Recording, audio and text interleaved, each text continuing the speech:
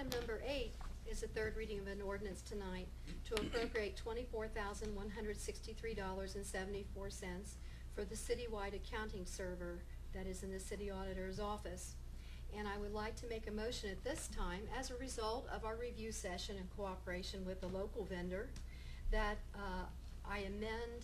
we amend the title in section 1 and the from and to dollar amounts, delete the $24,163.74 and change it to reflect $20,296.74, a savings of $3,867. Okay. Is there a second to that motion? Mr. Cross seconds the motion. Roll call on the motion. Trutchell. Yes. Prohl. Yes. Patrick. Yes. Lester.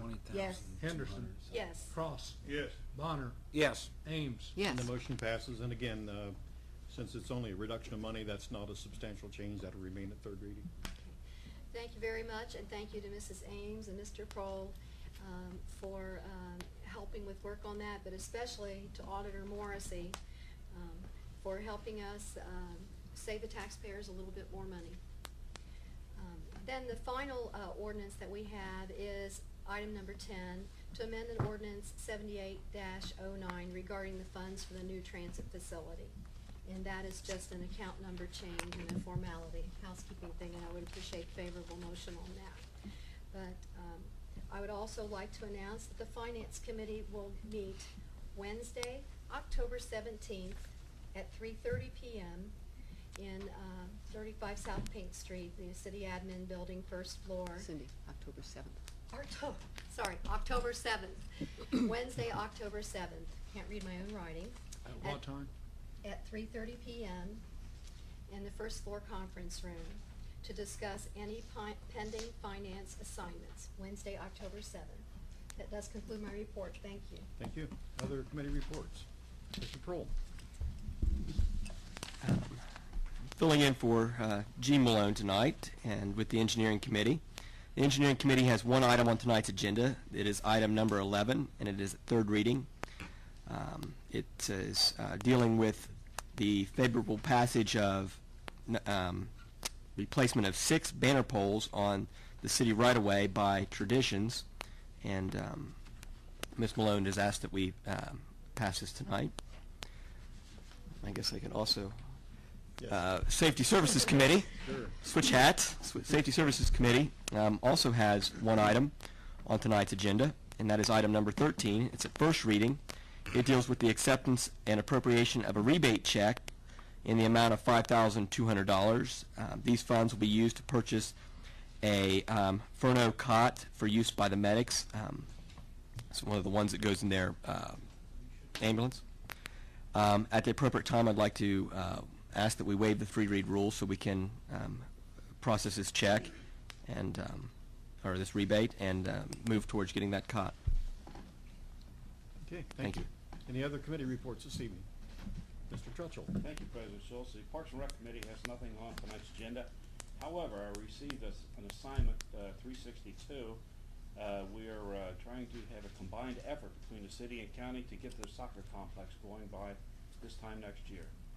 And that's on my agenda. Get that going, just like the bicycle bridge is going for us right now. It's going to benefit the community. This will do the same. Thank you. Okay, thank you. Any other committee reports? Okay, reports of city officials. Mayor Salzer. Thank you, Mr. President, members of council. I just want to comment on item 5 of this evening's agenda. It is up for third reading. I would ask council's favorable consideration of passage of this for the mobile computers for our Chillicothe police cruisers.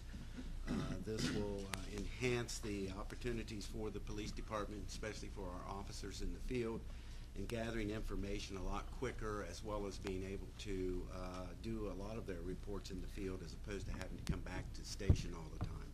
So I would ask council's favorable consideration and passage of that this evening. Just a couple of announcements. On October the 24th is the scheduled date for the city auction for our surplus property. The Chief of Staff, Matt Allen, is working closely with the auditor's office in preparing this and getting this ready, and we hope that, weather cooperating, we'll have a good turnout, and realize some savings or some monies for the city coffers. And then as far as the Halloween events within the community, I have some good news and bad news. The bad news is there will not be a haunted hayride this year due to some of the sites that have been taken off of the agenda that have been utilized for a number of years. And the Parks and Recreation Department will look closely at the same event or a similar event in the year 2010.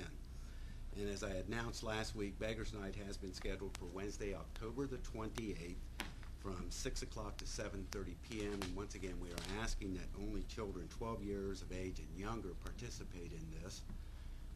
Sorry, council, but I do think that we have to put some restrictions on that. This week, city engineer is also announcing that the street paving project for 2009 will be concluded, and beginning this week will be the Rennick Avenue Drainage Project, which we are being able to do through Community Development Block Grant funds, which the city has received.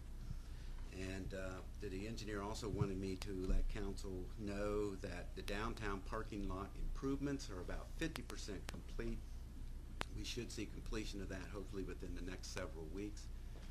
And it will enhance, I believe, the parking areas as well as the overall downtown area in conjunction with the streetscape that the city has installed in the past. Thank you, Mr. President. Okay, thank you.